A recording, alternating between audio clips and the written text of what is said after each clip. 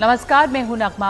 आप देख रहे हैं सच की पड़ताल। बुधवार से भारत में G20 देशों के विदेश मंत्रियों की बैठक हो रही है। ये बैठक एक ऐसे वक्त पे हो रही है जब दुनिया रूस यूक्रेन युद्ध के असर से परेशान है। तेल की कीमतें ऊपर नीचे होती हैं। क्रिप्टो करेंसी को लेकर दुनिया अपने मानक तय करने में जुटी है। अमेरिका रूस के बीच टकराव का नया दौर है और अर्थव्यवस्थाएं इन सब से निपटने के रास्ते खोज रही हैं। इस बैठक में G20 यानी ग्रुप ऑफ 20 के 19 सदस्य देश और यूरोपीय संघ के विदेश मंत्रियों के अलावा संयुक्त राष्ट्र विकास कार्यक्रम, अंतर्राष्ट्रीय मुद्रा कोष जैसी संस्थाओं के प्रतिनिधि भी शामिल होंगे। इसके अलावा भारत ने विशेष अतिथियों के तौर पे बांग्लादेश, मिस्र, Mauritius, Netherlands, Nigeria, Oman, Singapore, Spain और यूएई के विदेश मंत्रियों को न्योता दिया है। बैठक के दौरान कई द्विपक्षीय बातचीत होगी। शुक्रवार को वैसे क्वाड देशों जिसमें भारत, ऑस्ट्रेलिया, अमेरिका और जापान शामिल हैं, इनके विदेश मंत्रियों की भी बैठक होनी है। लेकिन ऐसी अंतर्राष्ट्रीय बैठकें जितनी आम राय बनाने की कोशिश करती हैं, उनके अंदर उतनी ही दरारें हैं जो दिखाई दे रही हैं। इससे पहले जो बाली में G20 सम्मेलन हुआ था, जब इंडोनेशिया इसकी अध्यक्षता कर रहा था, तो एक साझा बयान तक जारी नहीं हो सका क्योंकि रूस ने यूक्रेन को लेकर दिखाई जा रही हमदर्दी पर असंतोष जताया। विदेश मंत्री लावरोव बैठक छोड़कर चले गए जब यूक्रेन के राष्ट्रपति जेलेंस्की ने वर्चुअली इसे संबोधित किया। ऐसे समय में हो रही थी ये बैठक जब बाइडेन के यूक्रेन दौरे ने, अभी जब ये बैठक हो रही है तो बाइडेन इसके तुरंत पहले यूक्रेन गए हैं और पश्चिमी देशों और रूस के बीच की दीवार कुछ और बड़ी हो गई है। अमेरिका के साथ एटमी समझौते स्टार्ट से पीछे हटने की पुतिन ने घोषणा की है और इससे बहुत सारी आशंकाएं खड़ी हो रही हैं। और इसमें ये G20 विदेश मंत्रियों की बैठक में जापान के विदेश मंत्री शायद शामिल नहीं हो रहे हैं। इनका आना जो है उसके ऊपर सवालिया निशान है। कोविड के बाद संभलने की कोशिश कर रही वैश्विक अर्थव्यवस्थाएं कई तनाव से गुजर रही हैं। कॉर्पोरेट नौकरियां बड़े पैमाने पर गई हैं, लेकिन दरअसल G20 भले ही अर्थव्यवस्था और विकास की फिक्र को लेकर साथ आने वाले देशों का एक जमावड़ा है, पर सबकी नजर मोटे तौर पर राजनीतिक तापमान पे है जो कि यूक्रेन और रूस की जंग की वजह से बढ़ता जा रहा है। इत्तेफाक से ये वो साल है जब भारत G20 की अध्यक्षता कर रहा है और इस युद्ध में भारत ने खुद को बिल्कुल तटस्थ रखा है। इस दौर में भारत ने रूस से बड़ी मात्रा में सस्ता तेल खरीदना जारी रखा। रूस के साथ सैन्य साजो सामान का समझौता हुआ, लेकिन भारत यूक्रेन पर रूसी हमले का समर्थन नहीं करता है। पुतिन से मुलाकात के दौरान प्रधानमंत्री ने यह कहा था कि यह युद्धकाल नहीं है। यूक्रेन को भारत ने मानवीय मदद दी है। बिल्कुल हाल में यूक्रेन के राष्ट्रपति दफ्तर के प्रमुख ने भारतीय राष्ट्रीय सुरक्षा सलाहकार अजीत डोभाल से फोन पे बात की है। तो इस सारे सिलसिले से दुनिया की एक उम्मीद बनती है। सच की पड़ताल में हमारा सवाल है कि कल से दिल्ली में G20 के विदेश मंत्रियों का हो रहा है सम्मेलन। क्या इस सम्मेलन से यूक्रेन रूस युद्ध रोकने का कोई रास्ता निकलेगा? आपको क्या लगता है? आपके पास 3 विकल्प है हर रोज की तरह, A हाँ, B नहीं और C कह नहीं सकते। आपकी राय दिखाएंगे सच का मीटर में। ब्रेक के बाद हमारे साथ इस समय मौजूद हैं कूटनीतिक विशेषज्ञ ब्रह्मा चलानी और पूर्व राजनयिक अशोक सजनहार। बहुत स्वागत है आप दोनों का। बातचीत के पहले हम ये बता दें तमाम लोगों को कि ये जो बैठक हो रही है विदेश मंत्रियों की, इसके ठीक पहले बेंगलुरु में भी एक बैठक हुई है और वहां पर कोई भी तरह का कोई जॉइंट स्टेटमेंट नहीं निकला।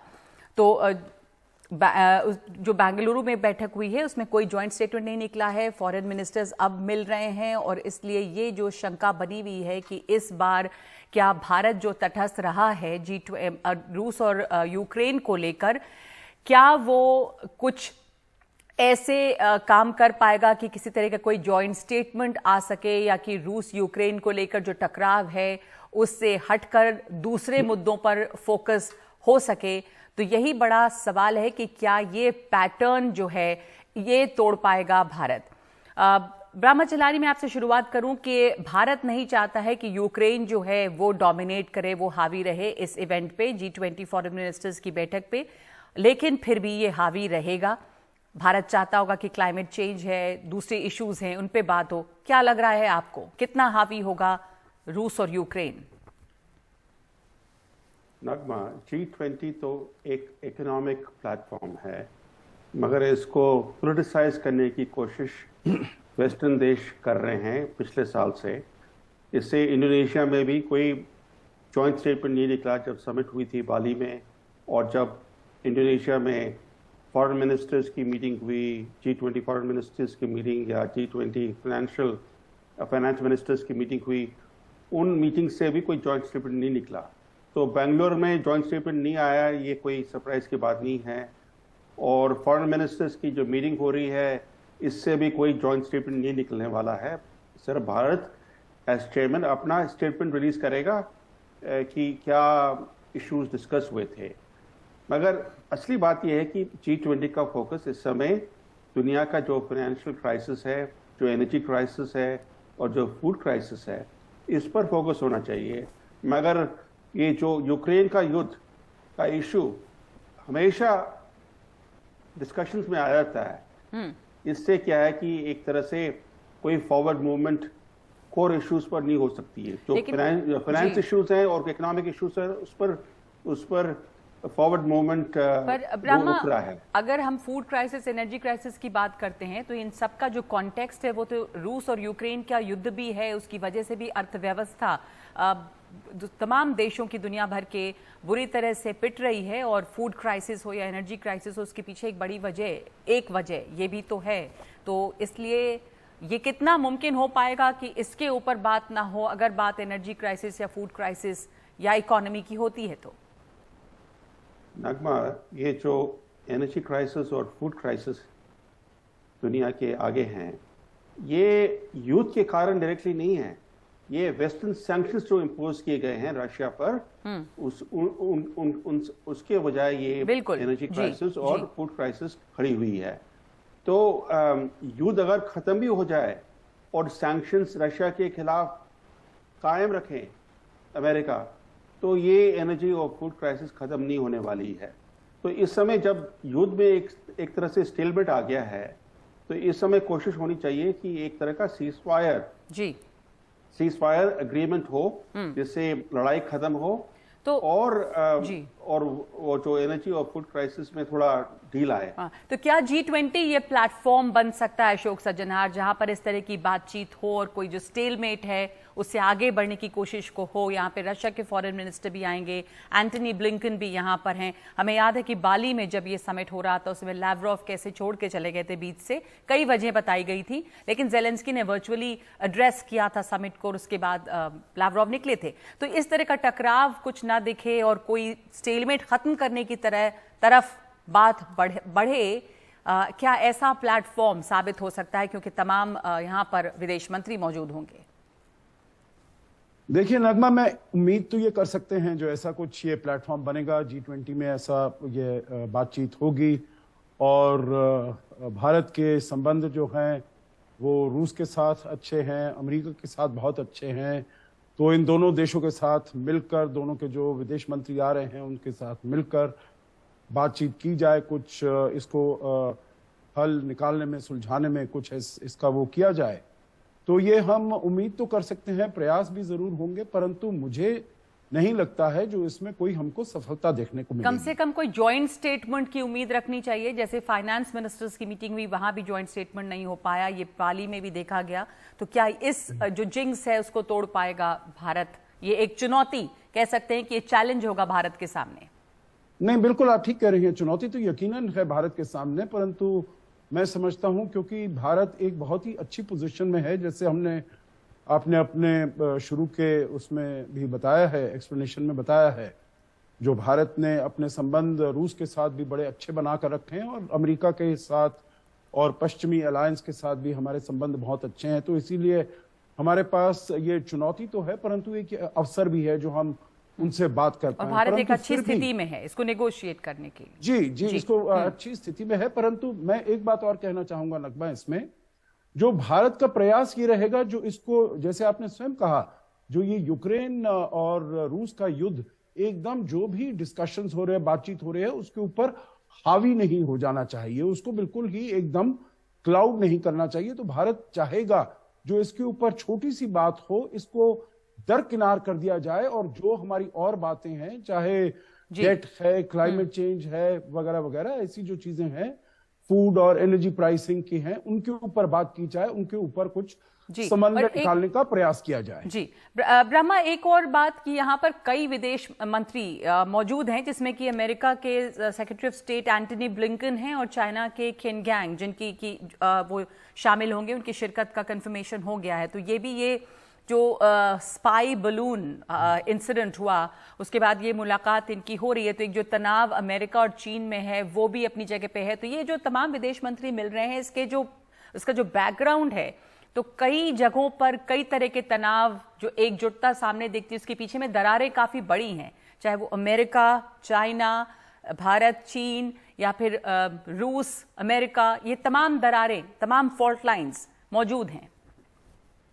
आप ठीक कह रहे हैं नगमा, एक बड़ा ग्लोबल डिवाइड बन रहा है, एक तरफ रूस और चीन और दूसरी तरफ वेस्टर्न देश। और भारत की जो न्यूट्रलिटी है वो बहुत ही इम्पोर्टेंट है, क्योंकि अमेरिका ने पिछले साल कोशिश की भारत को पर्सुएट करने की कि वो अपना जो न्यूट्रल स्टैंड है वो ख़त्म करे और वेस्टर्न देशों के साथ वो साइड करे। मगर भारत तो सिर्फ एक ही नॉन वेस्टर्न डेमोक्रेसी है। आप देखिए बाकी कई सारे नॉन वेस्टर्न डेमोक्रेसीज हैं, वो भी न्यूट्रल स्टैंड अडॉप्ट किया है उन्होंने, साउथ अफ्रीका, इंडोनेशिया, मैक्सिको वगैरह। तो भारत की स्थिति तो स्ट्रांग है, क्योंकि एक न्यूट्रल भारत एक can play the role of a mediator. मगर जिस समय ग्लोबल डिवाइड बढ़ रहा है और टेंशंस बढ़ रहे हैं, वेस्टर्न देशों एक तरफ और दूसरी तरफ हैं ये चीन और रूस, इस समय मीडिएशन का जो अपॉर्चुनिटी है वो बहुत ही कमज़ोर अपॉर्चुनिटी है। तो इस समय भारत का तो पूरा फोकस G20 समिट के सक्सेस पर होगा जी। तो इस समय भारत नहीं चाहेगा कि वो उसका जो अपना फोकस है दूसरे मुद्दे पर या यूक्रेन के मुद्दे पर शिफ्ट हो। तो भारत के लिए एक बड़ी चुनौती है, आप मानेंगे इसको ब्रह्मा, और कि कैसे इसको मीडिएट करे एक तरह से और फोकस जो है वो बना रहे जहां पे भारत चाहता है, और उम्मीद क्या रखी जा सकती है इससे ब्रह्मा चलानी G20 मीटिंग से, ये फॉरेन मिनिस्टर्स के मीटिंग से जी। देखिए 20 फॉरेन मिनिस्टर्स ये दिल्ली में होंगे और उनका प्रेजेंस, ये सब बड़े इंपॉर्टेंट फॉरेन मिनिस्टर्स हैं, इनका दिल्ली में होना, ना केवल G20 की मीटिंग होगी बल्कि बायलैटरल मीटिंग्स होंगे। भारत के जो विदेश मंत्री है वो कई सारे ये विजिटिंग फॉरेन मिनिस्टर्स से मिलेंगे ऑन द साइड लाइन्स, और इम्पोर्टेंट डिस्कशंस होंगे भारत के रिश्ते कई देशों के साथ, जैसे रूस के साथ, अमेरिका के साथ और कई देशों के साथ। तो उसके अलावा क्वाड की मीटिंग भी होगी इसके बाद, G20 फॉरेन मिनिस्टर्स की मीटिंग के बाद। तो एक तरह की एक अपॉर्चुनिटी बन गई है भारत के लिए कि अपने जो नेशनल इंटरेस्ट प्रमोट हो G20 के प्लेटफॉर्म के थ्रू।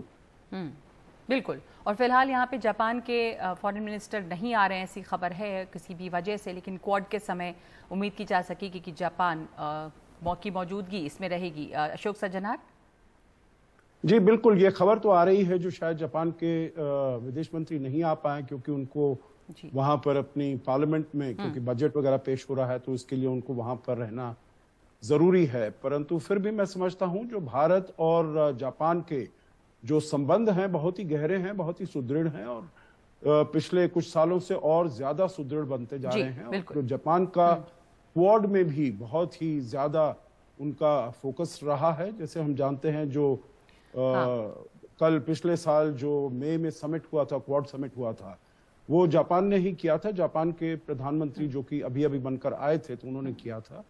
तो मैं ये नहीं समझता हूं जो अगर वो नहीं आ सकते हैं, आ पाते हैं तो उससे किसी भी प्रकार की इसमें चाहे भारत और जापान के संबंध पे किसी तरह का कोई फर्क नहीं पड़ता है। लेकिन हाँ जी बिल्कुल, और जैसा ब्रह्मा चलानी ने कहा कि जो इसमें बायलैटरल्स होने हैं उनके ऊपर भी काफी ध्यान रहेगा, कौन किसकी किससे मुलाकात हो पा रही है, और क्या सबसे बड़ी चुनौती भारत के लिए ये है कि जो उसका फोकस है, फोकस उस पर रह पाए और रूस और यूक्रेन का मुद्दा इस पे हावी ना हो जाए। बहुत धन्यवाद आप दोनों का इस चर्चा में हमारे साथ जुड़ने के लिए। हमने आपसे सवाल ये पूछा था, जो आपकी राय इस पर क्या है। ब्रेक के बाद दिखाएंगे कि क्या इस सम्मेलन से यूक्रेन रूस युद्ध रोकने का कोई रास्ता निकल पाएगा। ब्रेक के बाद सच की पड़ताल में जो आपकी राय है वो सच का मीटर दिखाएंगे।